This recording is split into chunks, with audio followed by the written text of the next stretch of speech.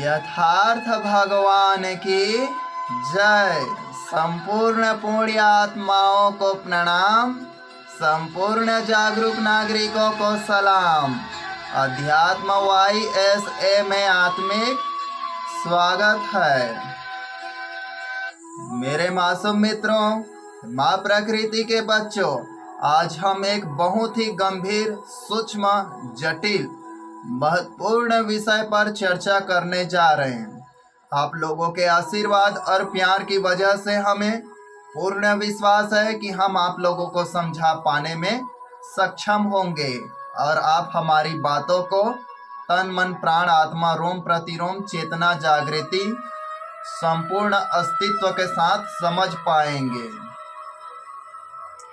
तो मनुष्य के सर्वांगीण विकास के उद्देश्य से यह बनाया जाता है और प्राकृतिक सिद्धि साधना, योग ध्यान विधि एवं स्व अध्ययन आत्मबोध चेतना जागृति का यहाँ मुफ्त में सिखाया जाता है।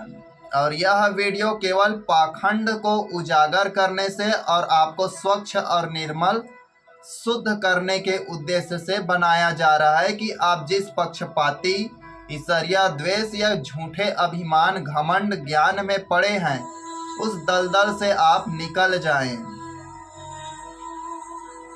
और हमारा बनाने का उद्देश्य ये नहीं है कि हम पॉपुलर या फेमस हों। हम कोई ब्राह्मण नहीं है जो देवता का अवतार बन जाए या महापुरुष युग पुरुष बन जाए या कोई नेता बन जाए या किसी भी प्रकार से। बस इस दुनिया में सच्चाई का साथ देने वाला कोई भी आज भी है और किसी को रास्ता पाना है तो आप यहाँ से रास्ते खोज सकते हैं। तो चलिए मासूम मित्रों, चलते हैं। उस विषय का नाम है युग। बिल्कुल सही। युग के बारे में आप क्या जानते हैं और अध्यात्म से इसका क्या लेन देन है? इसके नाम पर कैसे ठगी किया जाता है और कैसे काल्पनिक चीजों को वास्तविक बताया जाता है, चलिए समझते हैं, जानते हैं।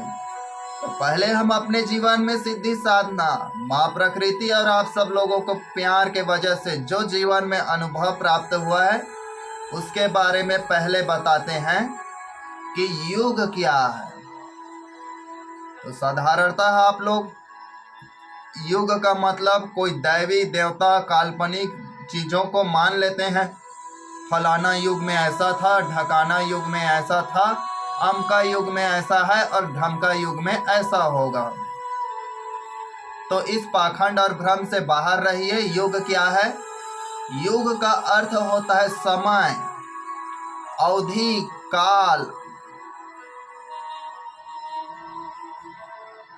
पीरियड, या फिर हम इसको बोल सकते हैं कल्प, आयु या एज, ईयर। समय के मापन या किसी भी जो घटना घट चुका है, जो काल क्रम है, उस काल क्रम का अध्ययन करने के लिए जो समय डिवाइन किया जाता है उसी को हम युग कहते हैं। तो अपने जीवन में जो अनुभव हुआ है उसके बारे में बताते हैं।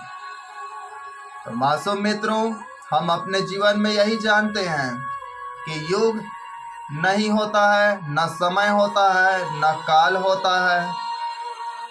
ये क्या बोल रहे हैं गुरुजी? तो बिल्कुल सही।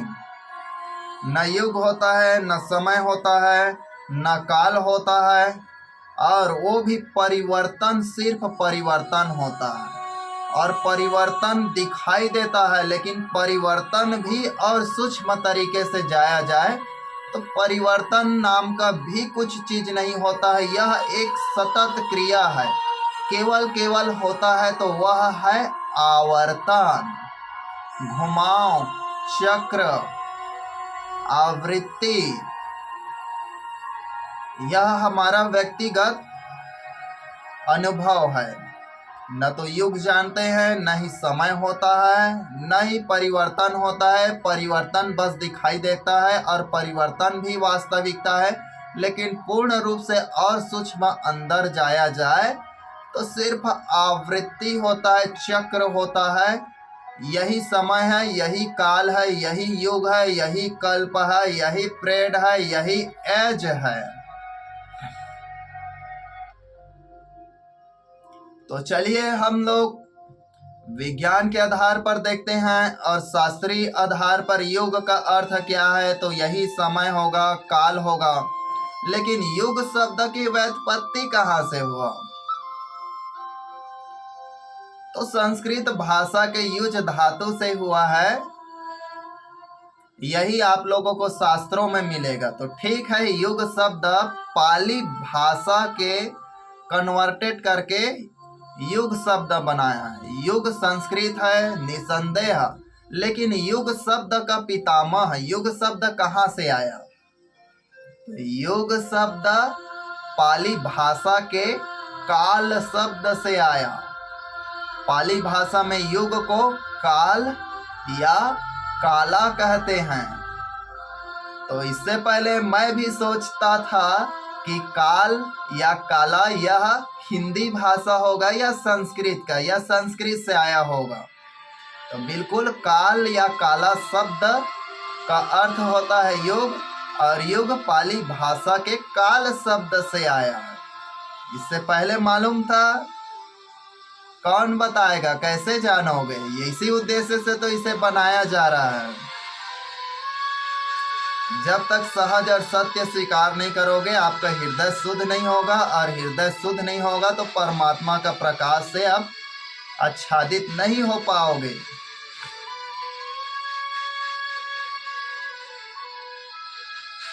तो चलिए हम चलते हैं। अब इतना तो जान गए युग क्या है।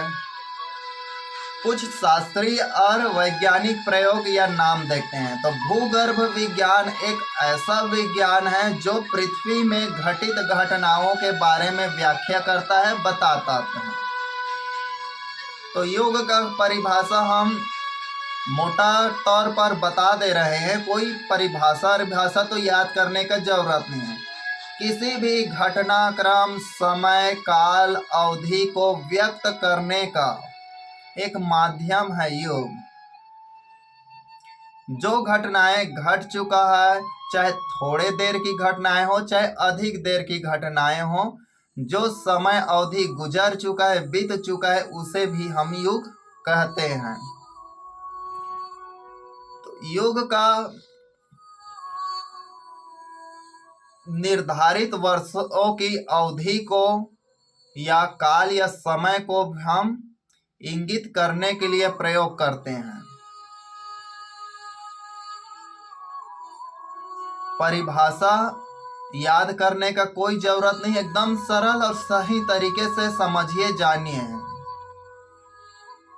तो युग का हम लोग वास्तविक युग के बारे में जानेंगे कि वैज्ञानिक लोग 4 युगों में बांटा है। पृथ्वी में भूगर्भ में जो भी घटनाएं घटित हुआ है उसको युग बोलते हैं। उसको हम बाद में करेंगे। और थोड़ा इधर ठग विद्या, ठग नारायण की ओर पहले चलते हैं, उसके बाद हम वैज्ञानिक तरीके से युग को बताएंगे। तो पहले ठग नारायण की ओर चलते हैं। तो ठग नारायण में सबसे पहले पाखंड, हिंदू धर्म में सबसे बड़ा पाखंड है कि भगवान ने सृष्टि का रचना किया और 4 युगों में इसको बांटा है, और चारों युगों में भगवान स्वयं अवतार लेते हैं, आते हैं दुनिया का पाप और धर्म की जय करने के लिए और अधर्म का नाश करने के लिए। और अभी जो कलयुग चल रहा है, बोल रहे हैं अभी कल्कि अवतार का जन्म लेना बाकी है। लेकिन कहाँ जन्म लेगा इसका? पाखंडी नंदन भिखारी उर्फ देवकी नंदन महाराज बोल रहा है, उत्तर प्रदेश के किसी ब्राह्मण के घर में होगा कल्कि अवतार, बोल रहा है। आप देख लेना, पाखंडी नंदन भिखारी उर्फ देवकी नंदन महाराज कल्कि अवतार उत्तर प्रदेश के बलिया जिले के किसी ब्राह्मण घर में होने वाला है या होगा, ऐसे भागवत कथा में बोल रहा है। तो इसके बारे में जान लो, इसका कथा सुनते हो तो उनके घर में जाओ और पूछिए या हवन यज्ञ कीजिए कि जल्दी से कल्कि का अवतार हो। तो ऐसे दो कौड़ी के शब्दों से न व्यक्त न जायज करते हैं।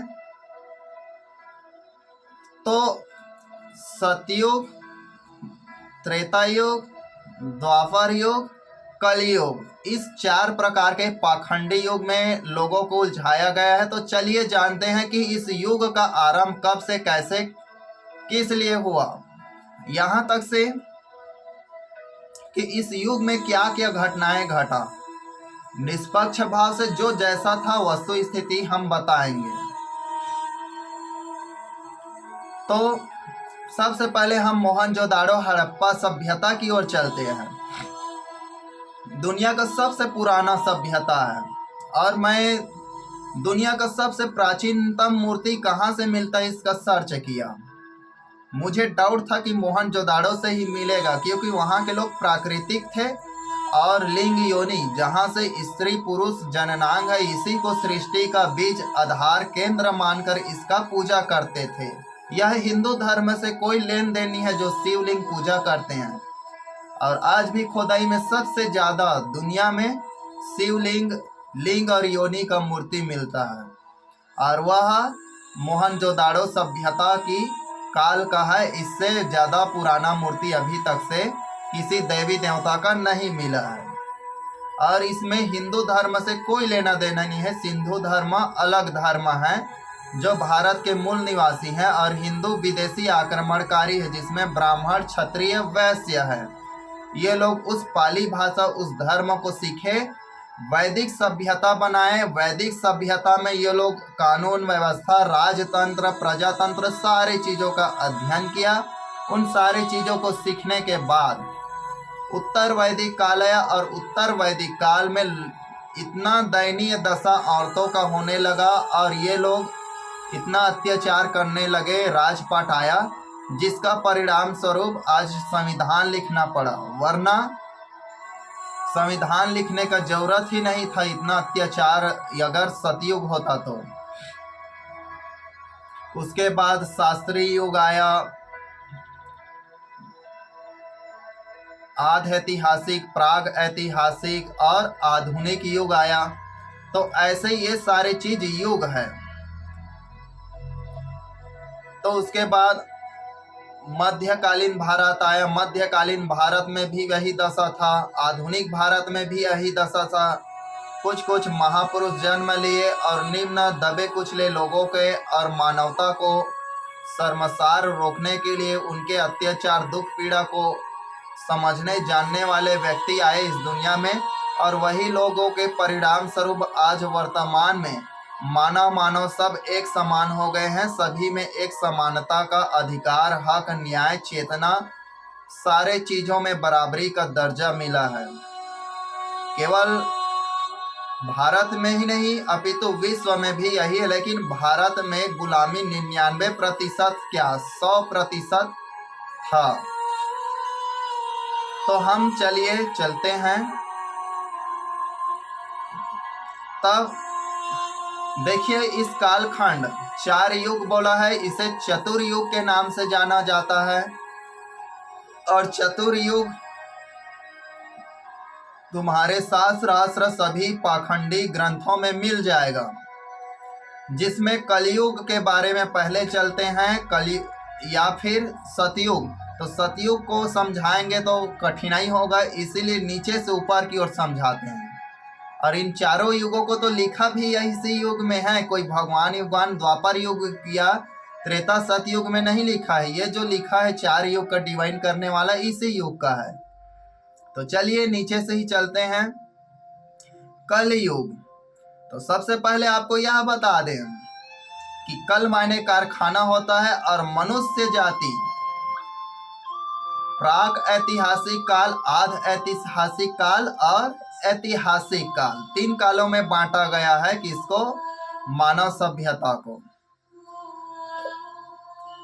तो मनुष्य जिस काल में कुछ खोज नहीं हुआ वह प्राक ऐतिहासिक है। जिस काल में आध ऐतिहासिक, जिसमें पूरा पसाड़ इस काल को देख सकते हैं। इसके बाद ऐतिहासिक काल जिसका हमारे बीच में उल्लेख, प्रमाण, जानकारी, साक्ष्य, शिलालेख, गुम्फा लेख यानी गुफाओं में लेख, ताम्रपत्र, भोजपत्र, ताड़पत्र, चर्मपत्र, अनेक प्रकार के नगर, महल, इन सारे चीज प्रकार से हमारे बीच में सभ्यताएं मिलता है। यह आध ऐतिहासिक काल में है। उसके बाद ऐतिहासिक काल में जो प्रमाणित है, जो वास्तविकता है, जिसको प्रत्यक्ष है संपूर्ण रूप से, इसे ऐतिहासिक कहते हैं। इन 3 युग मुख्य है। तो कल माने जिस दिन मनुष्य लोहे का आविष्कार किया, उस दिन से मनुष्य के जीवन में क्रांतियां आ गया और उस दिन से मनुष्य के युग को कल युग कहा जाता है। कल युग का अर्थ, दूसरा अर्थ है कल माने कारखाना होता है, और कल कारखाना किससे बनता है? विशेष करके लोहों से, लौह से, इसलिए इसको कलयुग के नाम से जाना जाता है। लेकिन भारत देश में इसका जस्ट अपोजिट, उल्टा बताया जाता है। क्यों और किस लिए? क्योंकि कलयुग में भारत में विदेशी लोग आए, आक्रमणकारी आए, विदेशों से व्यापार मोहनजोदाड़ो से तो चलता था, लेकिन यहाँ गुलाम हो गए केवल आर्य लोगों का, यहाँ का मूल निवासी। इसके बाद में विदेशों से लोगों का आना जाना, दुनियादारी, सारे प्रकार से कानूनी अधिकारी, हर प्रकार से लोगों को न्याय हक मिलने लगा, लोगों को आज़ादी मिलने लगा। इस कलयुग में जैसे कि मैं बोल रहा हूँ, आप YouTube देख रहे हैं, सभी लोग पढ़ लिख रहे हैं, यह कलयुग का देन है। तो यहाँ जो उच्च वर्ग के जाति थे वो ये बर्दाश्त नहीं कर पा रहे हैं, इसलिए इस युग को ये लोग कलयुग बोल रहे हैं। क्योंकि सभी लोगों को पूजा पाठ करने का हक मिल गया, सभी लोगों को वोट देने का, सभी लोगों को चुनाव लड़ने का, सभी लोगों को घर द्वार रखने का, सभी लोगों को पैसा इकट्ठा करने का, सभी लोगों को अपने गृहस्थ जीवन में बाहरी चीज़ों का दखल नहीं देने का, यहाँ तक से सभी लोगों को अपने जीवन के प्रत्येक अधिकार, क्षण मानवता का अधिकार मिल गया। तो इस युग में लोगों को चेतना, जागरूकता, आधुनिकता, मौलिकता, शैक्षणिकता या अनेक प्रकार से नैतिकता जागने लगा। और इस प्रकार से जो लोग धर्म के आड़ पर लालच, प्रपंच, छल, छिद्र, शोषण, अत्याचार करते थे, जो उच्च वर्ग के जाति हैं, ये लोग बर्दाश्त नहीं कर पा रहे हैं। सभी लोगों का खाने पीने, रहने, मकान रखने का, यहाँ तक से शादी हुआ तो अपना बीवी किसी अन्य को मजबूरन दूसरे को सौंपने का अधिकार नहीं, स्वयं के पास लाने का, अपने बच्चे को पढ़ा लिखा कर योग्य बनाने का। तो इसीलिए इन चीज़ों को बर्दाश्त नहीं कर पा रहा है, तो इसको कलयुग बोला गया है। मैं बोलता हूँ ये सतयुग है।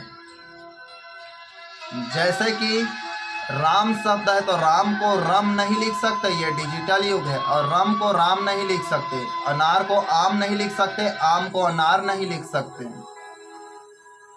इससे पहले हमारे ही समय में कागज में होता था, उसको काट देते थे, कुछ और लिख देते थे, सील मोहर थप्पा लगा देते थे और वह सही हो जाता था। अगर आप फिल्मों में जाएं तो कोई इंसान मर गया है और उसको मारकर अंगूठे से सिग्नेचर करवाकर प्रॉपर्टी उसको हड़प लिया करते थे। लेकिन आज बायोमेट्रिक नहीं होगा, अगर कोई इंसान मर गया है तो उसका अंगूठा लिया जाए तो वह विद्युत संवेदनाओं को संपन्न कर करके, ऑब्जर्व करके वह लेता है। तो सतयुग यही है। आज सभी लोगों को बोलने का, अपने अधिकार के लिए लड़ने का, मांग करने का, या सबको न्याय मिलने के लिए कानून व्यवस्था है, यही तो सतयुग है। ये कलयुग नहीं है भैया, ये सतयुग है। तो कलयुग के नाम से आप लोगों को ठगा, बहलाया, फुसलाया, आप लोगों को शोषण, मानसिक क्रिया किया जा रहा है। और किस प्रकार से किया जा रहा है? तो कलयुग माने देखिए, सतयुग, द्वापर, त्रेता में ऐसा नहीं होता था। आज कोई किसी का इज्जत लूट रहा है, कोई किसी का मारपीट कर रहा है, कोई किसी का धन लूट रहा है, कोई किसी का और कुछ कर दे रहा है, कोई लालच के लिए कुछ और कर दे रहा है, कोई आदमी बहुत ज़्यादा अत्याचार कर रहा है। ये सारे पाप हो रहा है भैया, ये कलयुग है। इसमें यही हो रहा है, जबकि इसी युग में सबसे कम अत्याचार, सबसे कम शोषण हो रहा है। मासूम मित्रों, आप समझिए और जानिए, अमल कीजिए। इसी युग में लोगों के बीच में कम है। हालांकि भारत में बीजेपी सरकार आया है, तब से लोगों को कोरोना के नाम पर मार दिया गया। देश की संपत्तियों को अपने मित्रों अंडानी अंबानी को बेचा जा रहा है, या फिर किसी विशेष जाति वर्ग को पदाधिकारी अधिकारी बिना इंटरव्यू बिना परीक्षा के जाति के आधार पर नौकरी या जाति के आधार पर किसी का इज्जत लूटना, बलात्कार, रेप करना, जमीन हड़पना, शोषण करना, मारकाट, गुंडागर्दी, दादागर्दी, अनेक प्रकार से क्रिया करना, यही घोर कलयुग है एक स्थिति माने तो। मगर कानून की सुव्यवस्था पर चले तो यह सतयुग है। तो मेरे अनुसार 1608 इकाई में भारत अंग्रेज आए, सूरत नामक शहर पर रुके, वहीं पर उतरे और सूरत से ही सतयुग आरंभ हुआ। तो अंग्रेज ही ने सतयुग भारत में लाया। क्यों? यहाँ के लोग गुलाम थे, पढ़ने लिखने अन्य प्रकार से, यहाँ तक से कपड़े पहनने का हक नहीं था, औरतों को जिंदा जलाया जाता था, लड़कियों को मार दिया जाता था जन्म होते साथ, 16 साल के लड़कियों को देवदासी बना लिया जाता था, बलि चढ़ा दिया जाता था, नर बलि अश्वमेध दुनियादारी।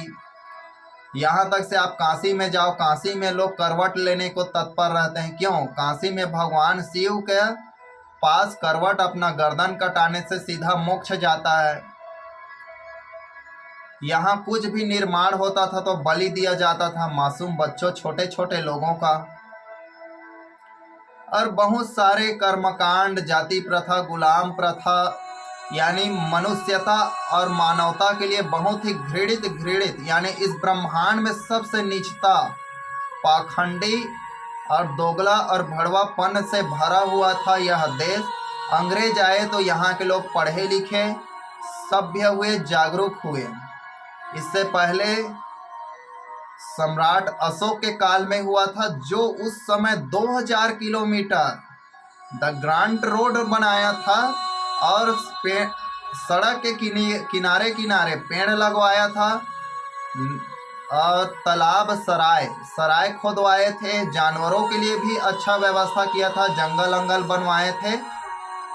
मगर मौर्य वंश खत्म हुआ, उसके वंश का आखिरी बृहदत्त को 182 से 84 ईस्वी में पुष्यमित्र शुंग, उसका ही सेनापति छल कर मार दिया और ब्राह्मण राज्य स्थापना हुआ। उसके बाद जो निम्न वर्ग के जाति के लोग थे, उन लोगों का पढ़ने लिखने का अधिकार पूरा बंद कर दिया गया।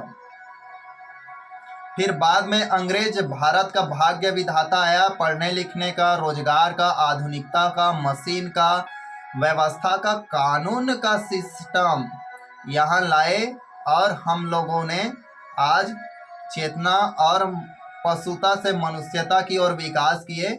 बस शर्मा का बात यही है कि अंग्रेज विधाता चले गए इस देश से, तो क्या है, किसी जाति के हाथ पर यह सत्ता चला गया है। इसीलिए यहाँ इस देश में हिंदू, मुसलमान, सिख, नक्सलाइट, खालिस्तानी, पाकिस्तानी इस नाम से दंगे कसाद होते रहे।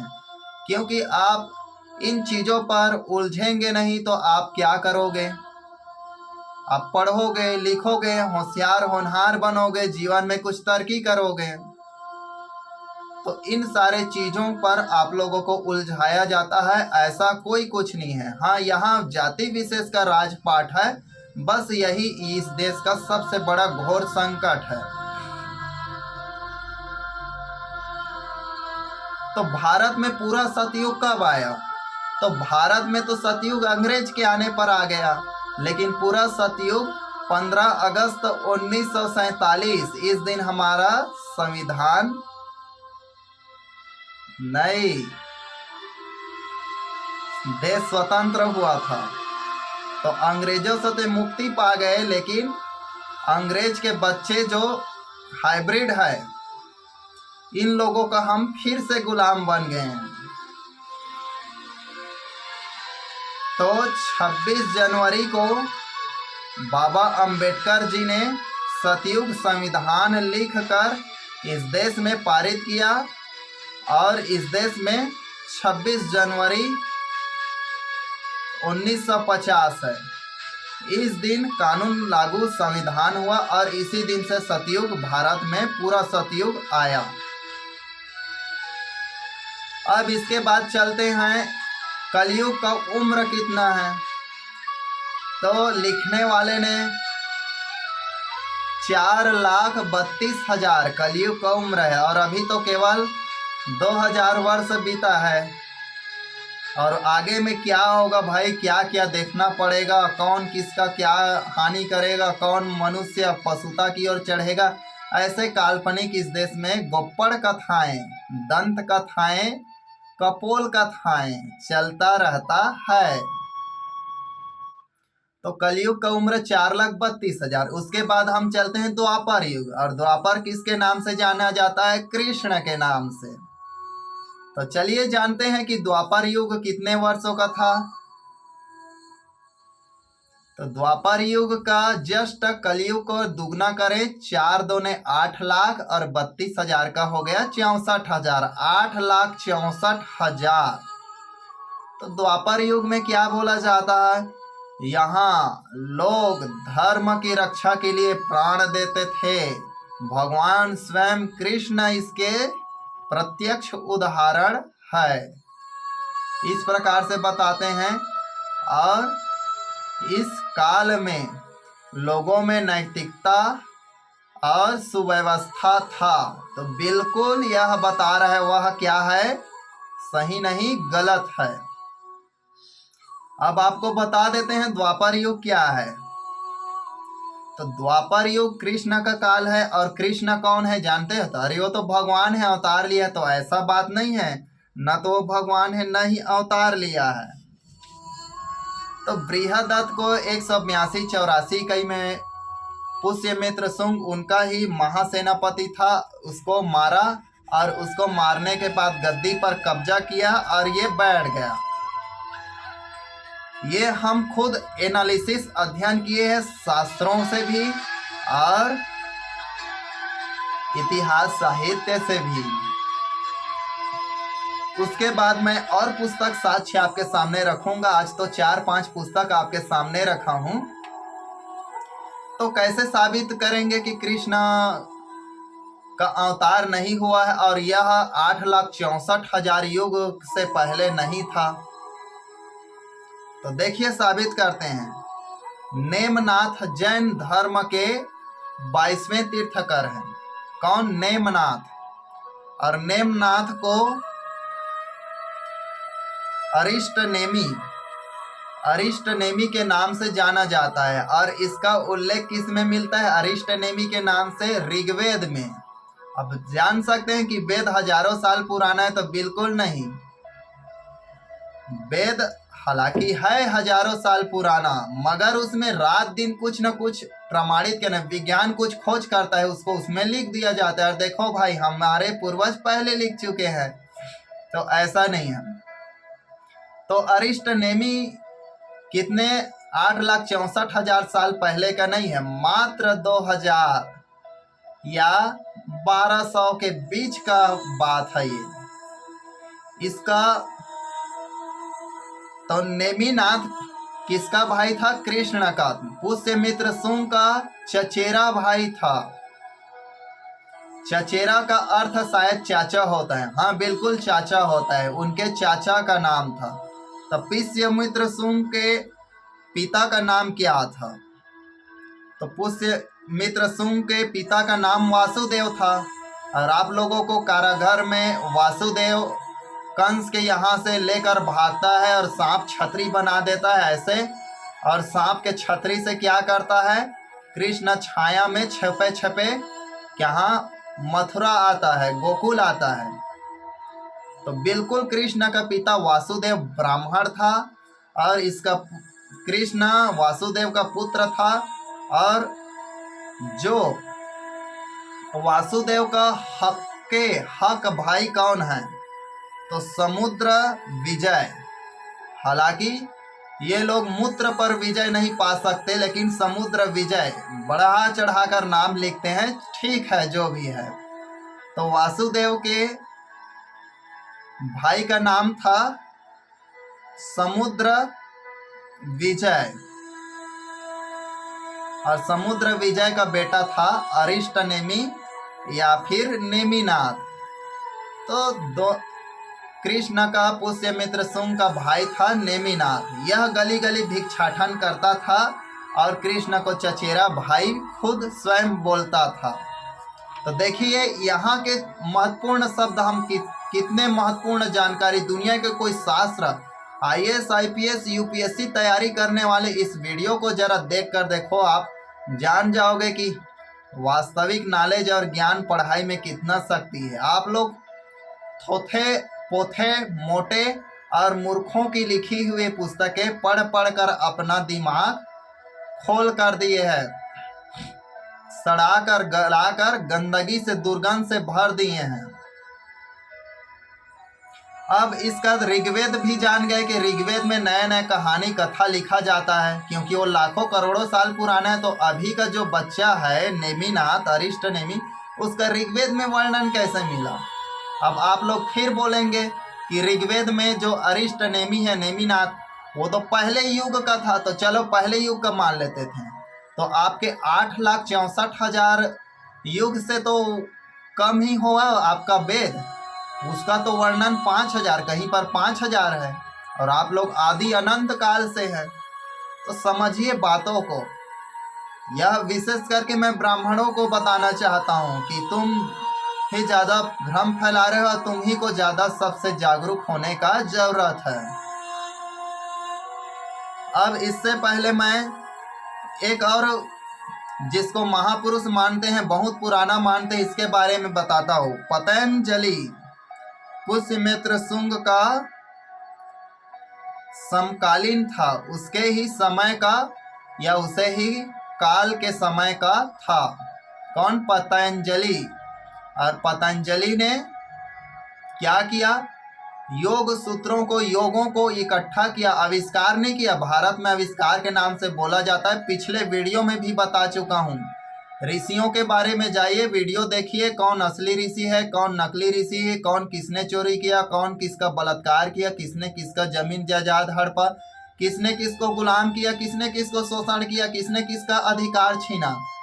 यह सारे चीज आप जान जाओगे बिल्कुल प्रमाणित और स्वच्छ शुद्ध साफ तरीके से। तो पतंजलि पुष्यमित्र शुंग का महाभाष्य कवि था। महाभाष्य देखो, महाभाषण देने वाला। ये लोग चाटुकार, चापलूस और ढोंग ढकोसला नकलची लोग थे। इन लोगों में उतना गुणता नहीं था। पतंजलि ने लोगों के लिए क्या किया? आप एक प्रश्न उठता है, पतंजलि ने लोगों के लिए कुछ नहीं किया। वह तो राजा महाराजों का किया। किसी गरीब का इलाज किया क्या? किसी गरीब को आयुर्वेद का अध्ययन और पढ़ने लिखने का अधिकार दिया क्या? नहीं दिया। तो आप किन किन चीज़ों में हरामदेव बंदर उर्फ रामदेव बंदर जैसे लोगों के दिव्य, शुद्ध और देसी 3 मंत्र बोला, क्योंकि यहाँ के लोग शब्द देखकर चमत्कार हैं, और अपना पैकेट में मल मूत्र को पैकेट करके आप लोगों को खिला पिला रहे हैं, और आप लोग बीमार पड़ जा रहे हैं। फिर भी उसका व्यापार डूब नहीं रहा है, क्योंकि उसका व्यापार तो डूब रहा है, लेकिन उसके घाटे को सहने वाला, हम ही लोगों के पैसे को देने वाला उसका है बीजेपी सरकार, उसको मालामाल करने वाला। तो पुष्यमित्र शुंग इस देश का सबसे बड़ा गद्दार, दोगला और भड़वा था। इसी पुष्यमित्र शुंग ने इस देश में बौद्ध भिक्षुओं को, बुद्धों को मारने के लिए इनाम रखा था। इस लोगों का गर्दन काट कर लाया जाए तो सोने का सरफिया, सोने का सिक्का दिया जाएगा। और बौद्ध भिक्षुओं से या किसी भारत के बौद्धों से नहीं, विदेशों के बौद्धों से आप जान सकते हैं, क्योंकि भारत से सारे बौद्धों को पुष्यमित्र शुंग इनाम रख दिया। और सोने के सिक्कों के लालच में सामान्य लोग ही बौद्धों को मार काट कर, मुंडी काट कर राजा के पास लेते थे पुष्यमित्र शुंग, और वह लोगों को इनाम देता था। इतना घोर अन्याय प्रपंची, इतना हरामखोर, अहदी, नीच और दुष्कुल दुष्कुल माने दोष युक्त कुल से पैदा हुआ घृणित मानसिकता का यह पुष्यमित्र शुंग आपके बीच में कृष्ण के नाम से कथा कहानी हो के रूप में है। अगर आप गूगल से पूछोगे कि पुष्यमित्र शुंग ने महाभारत लिखवाया है तो बिल्कुल नहीं बताएगा, लेकिन लुसेंट ये जो पुस्तक है इसे देखिए, जिस भी प्रकार से बताएं आपको तो उल्टा ही दिखाई देगा, क्योंकि आप लोगों का खोपड़ी उल्टा है, थोड़ा सा तो कवर कर नहीं सकते।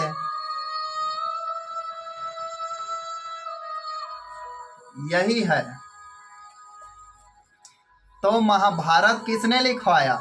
तो महाभारत पुष्यमित्र शुंग ने। महाभारत काल्पनिक कथा यह प्रमाणित हो चुका है, क्योंकि वहां पर कुछ मिला ही नहीं है, और इतना बढ़ा चढ़ाकर यही महाभाष्य कवि लोग लिखे।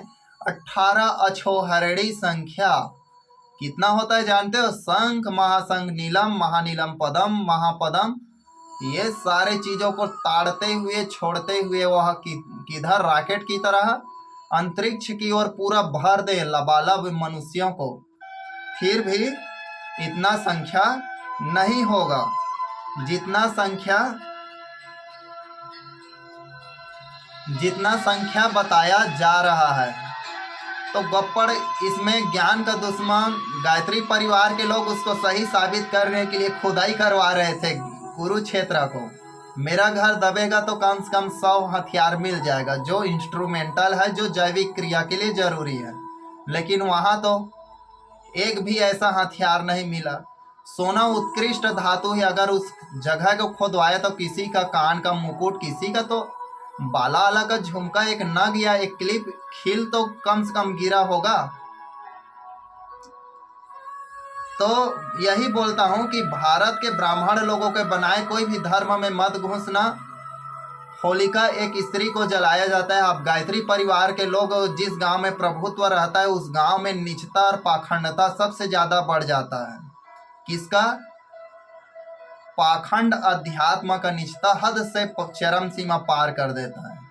कल एक गांव से गुजर कर आया, वहां बीच चौराहे पर होलिका का मस्त चबूतरा बनाया है और जलाया जा रहा है। एक औरत को जलाने का अधिकार है? बिल्कुल नहीं है। अगर वह गलती किया है, पापनीन किया है या कुछ भी, तो ऐसा भी हक नहीं है। और होलिका एक पढ़ी लिखी विद्वान विदुषी महिला थी, उनके साथ रेप किया गया ब्राह्मण जाति के लड़कों ने, और उसको मार दिया, जला दिया, और उसके ही राख को बदन में लगाकर नंगा नाचने लगे। आप जाकर देखना होलिका दहन क्यों मनाया जाता है। धर्म शास्त्रों से बाहर हटकर ये एक और बुक बता रहे हैं, ये दयाराम साहब जी का। इस दयाराम साहब, ज्योतिबा फुले या किसी महापुरुष जो जिसके बारे में ब्राह्मण लोग आप लोगों के नाम नहीं लेता, उन महापुरुषों के पुस्तक खपरडे साहब से या ललई सिंह यादव का पुस्तक पढ़कर देखिए। होलिका एक पढ़ी लिखी होनहार भारत देश की मूल निवासी विदुषी महिला थी। जैसे कि हम लोगों का अधिकार जीने, बोलने, खाने, रहने, सोने, सारे चीज का अधिकार हमें आज मिल गया है। तो इसीलिए ब्राह्मण इस युग को कलयुग बोल रहा है, क्योंकि उनके अत्याचार पाखंड को हम लोग भले ही सीख गए। हमारे जाति के लोग उन लोगों का छल छिद्र कपट जाल को किया है, इस देश के मूल निवासी सीख गए हैं और उसको जानकारी अवगत भी हो गए हैं, इसलिए इसको कलयुग बोल रहा है। सतयुग में ऐसा होता है। एक आदमी मेरे को बोला सतयुग में ऐसा ऐसा, तो मैं एक बार उनसे पूछा कि आज क्यों संभव नहीं है? सतयुग में जब लोग जैसा करता था तो वैसा सजा। अरे सतयुग में होता था भाई ऐसा, जो जैसा करता था वैसा। और मैं मान लिया, बिल्कुल सही बोल रहा है भाई, सतयुग है, सत्य का युग है, तो होता रहा होगा। बाद में हम पढ़े लिखे तो समझ में आया, अरे सतयुग नहीं, वह तो असत्य युग है।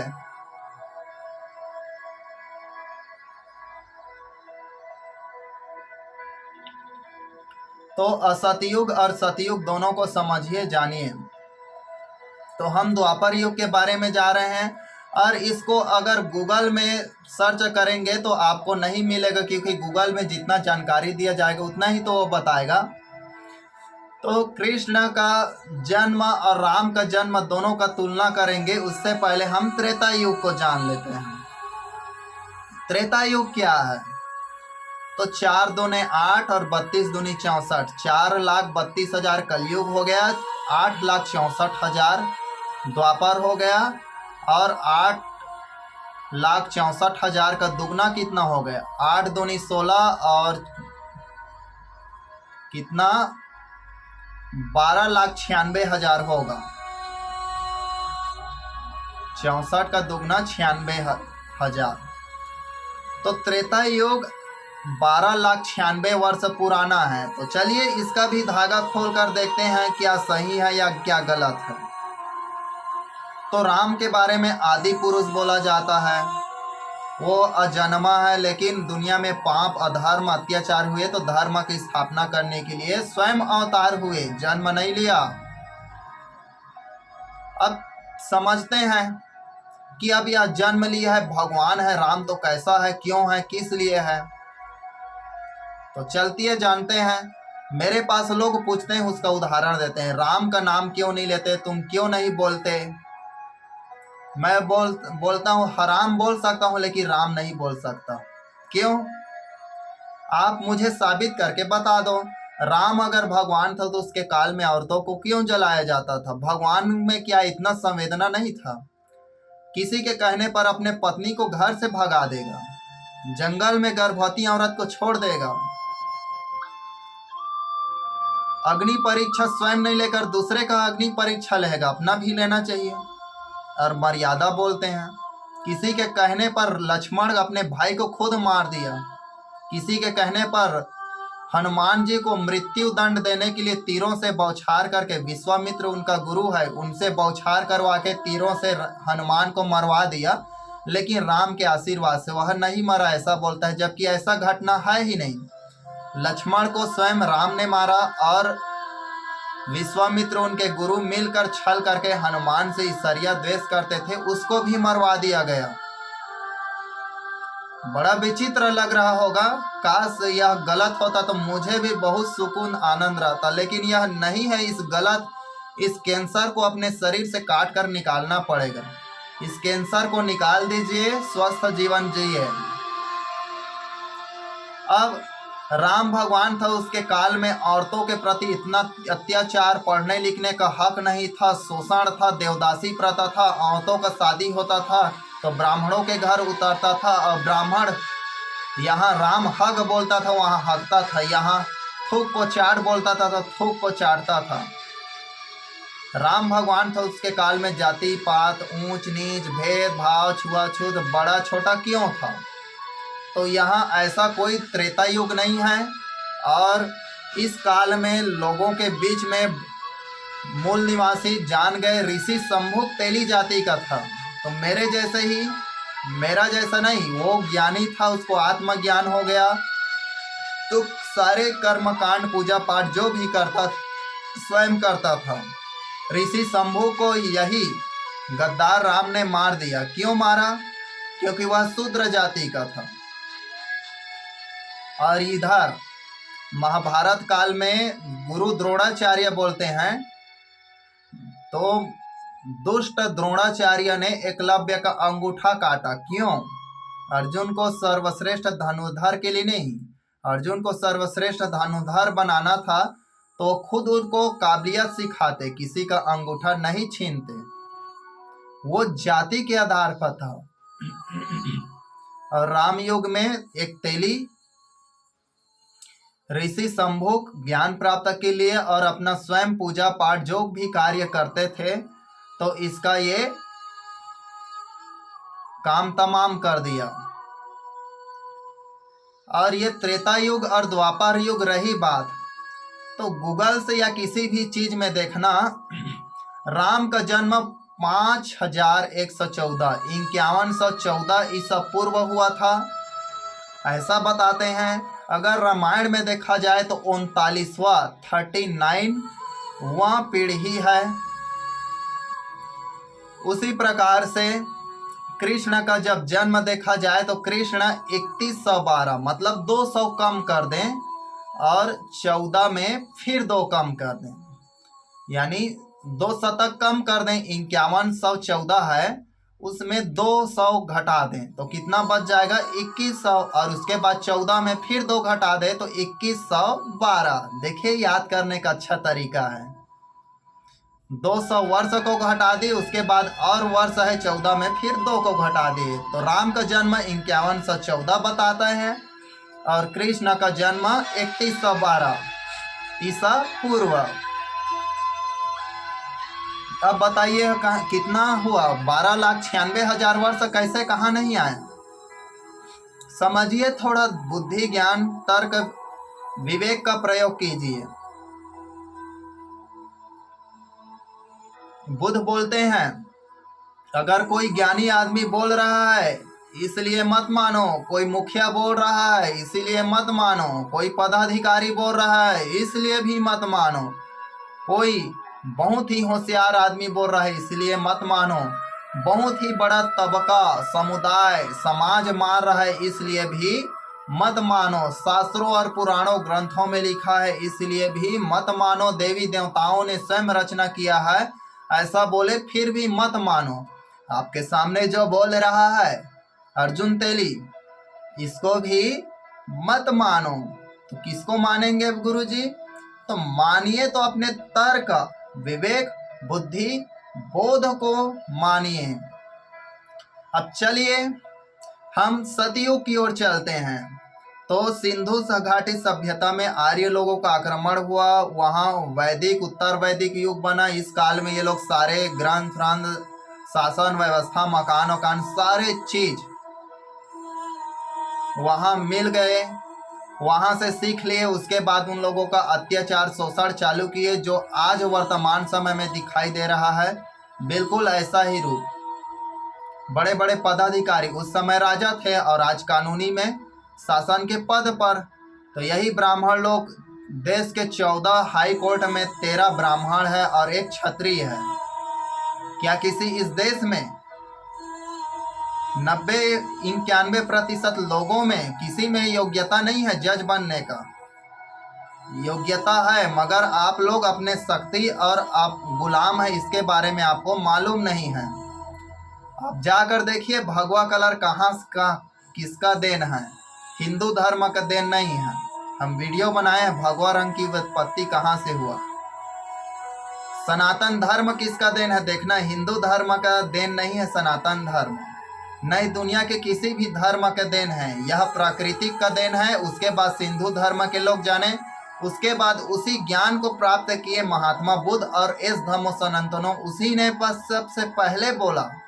उसके बाद उस धर्म के नाम को सनातन सनातन पाली भाषा से आया है, जाकर देखिए और समझिए, तब तो आप अध्यात्म को पाएंगे। पूजे की आरती की थाल लेकर घुमाने से कोई नहीं मिलने वाला। कबीर का दोहा देख लीजिए, पहान पूजे हरि मिले मैं पूजो पहाड़, ता में मुल्ला ता में चक्की पीस ही पीस खाए संसार। कंकर पत्थर जोड़ी के मस्जिद लिए बनाए, तामे चढ़ी मुल्ला बांग दे क्या बहरा हुआ खुदाए। पाखंडों को जानिए समझिए।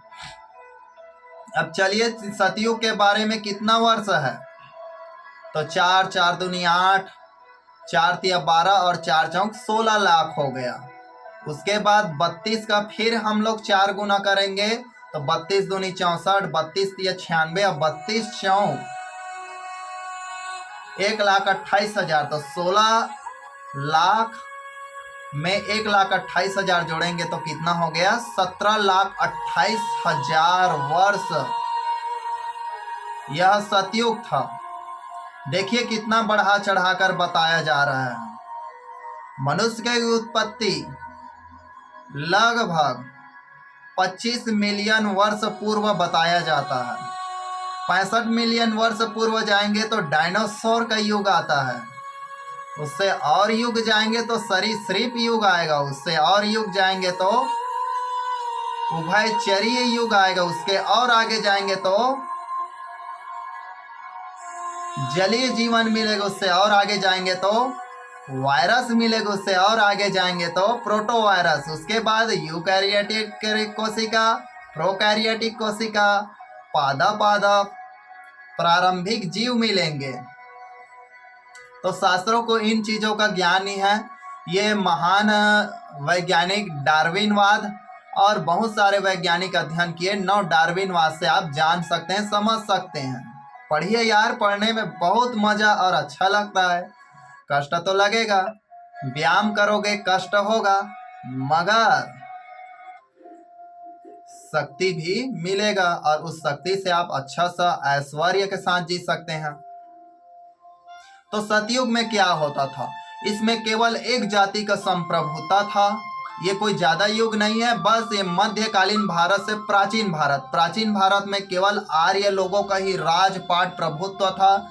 किसी का गला काट दे, किसी का घर पसंद आए उसको ले ले, किसी का बीवी आया उसको ले लो, बच्चे पसंद आए उसको ले लो, कोई ज्ञानी लग रहा है उसको मार दो, कोई ताकतवर लग रहा है भुजा काट दो, कोई बहुत ज्यादा दौड़ रहा है पैर काट दो, या कोई आदमी, एक आदमी गलती करता है तो उसको बीच चौराहे पर लाकर उसके मल द्वार से खोपड़ी तक से सूली पर चढ़ाकर उसका खोपड़ी फोड़ दिया जाता था।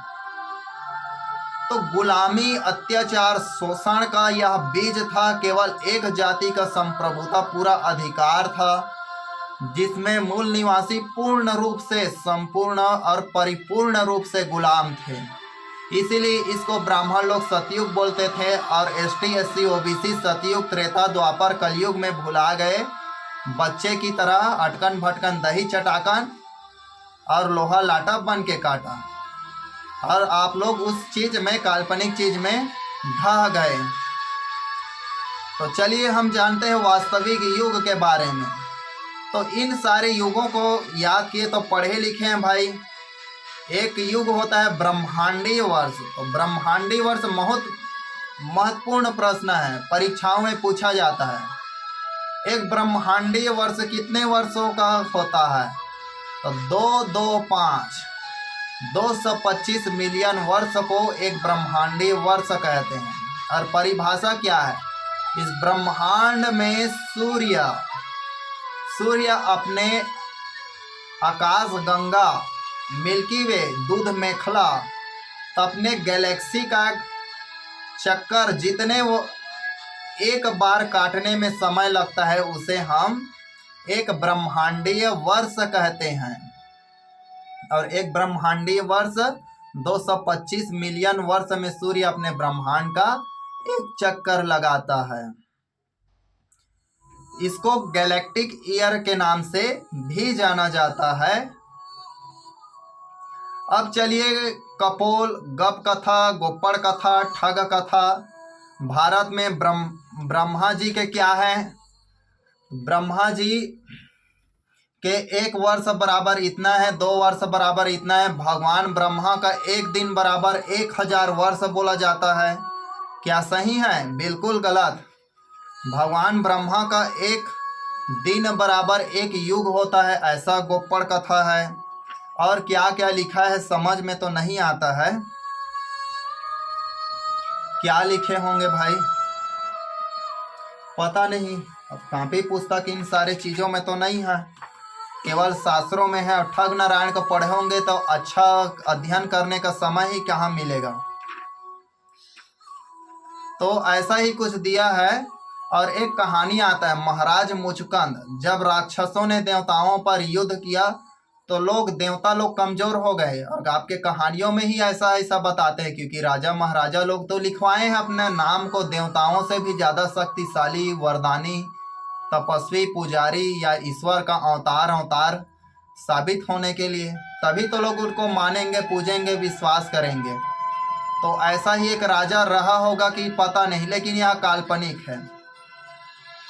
तो यह समय यात्रा किया। और इसी को तुम्हारे कथा कथित दोगला ब्राह्मण लोग ये बोल रहे हैं, देखो हमारे महाराज समय टाइम ट्रेवलर हमारे पूर्वज के लोग भी करते थे। अरे तुम्हें समय यात्रा के बारे में कुछ मालूम नहीं है तो अरे हमारे ऋग्वेद के फलाना अध्याय, फलाना स्कंद, फलाना छंद के इतने भाग, खंड के अ, ब, ख, स, इतने में ये चीज वर्णन है। ऐसा ऐसा बोलेंगे। तो ये बात चलिए, तो महाराज मुचकंद देवताओं के लिए युद्ध लड़ने गए। अब युद्ध में जीत गए, उसके बाद भगवान लोगों से बोला कि अब मुझे अपने घर परिवार जाना है। सब लोग मुंह लटका दिए, क्यों? तो फिर पूछने पर हमारा स्वर्ग का एक दिन 100 वर्षों के बराबर है। वहां आपने इतने वर्षों से युद्ध लड़ा, आपके नाती बच्चे परिवार सब लोग मर चुके हैं।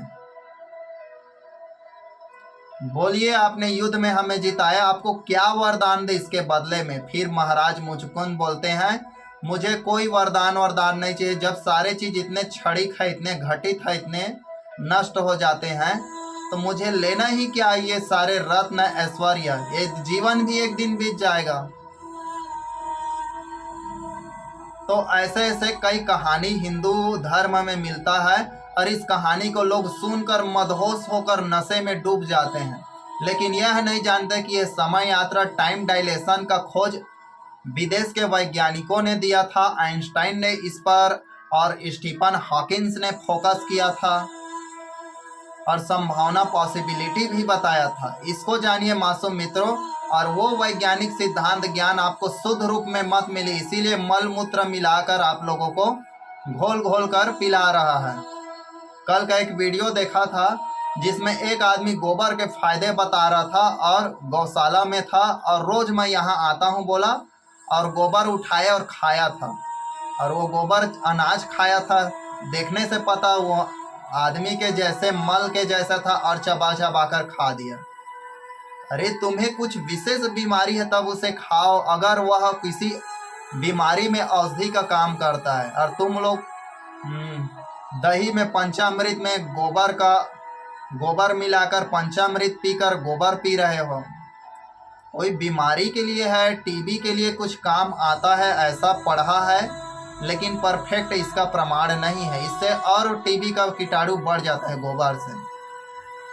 और रही बात मूत्र से, तो वो यूरिन है, टॉक्सिन है, उससे क्या है, यूरिक एसिड रहता है, और उसको डेली का सेवन करने से क्या होता है, फेफड़ा कठोर कमजोर एकदम टाइट हो जाएगा, फिर फंक्शन कार्य करना बंद कर देगा, इसे चर देगा।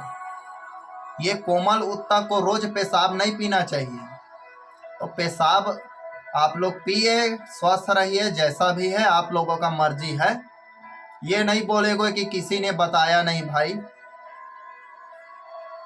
तो चलिए, विषय लंबा हो जाएगा। मैं बहुत कोशिश करता हूँ मेरे मासूम मित्रों विषय और वीडियो छोटा बन जाए, मगर क्या करें, इतना घोर अंधेरा छाया है कि प्रकाश को भी पहुंचने में देर लग रहा है। आधा अधूरा नॉलेज आपको नहीं बता सकते। तो चलिए, पूरे विश्व को 4 युगों में बांटा है, उसके बारे में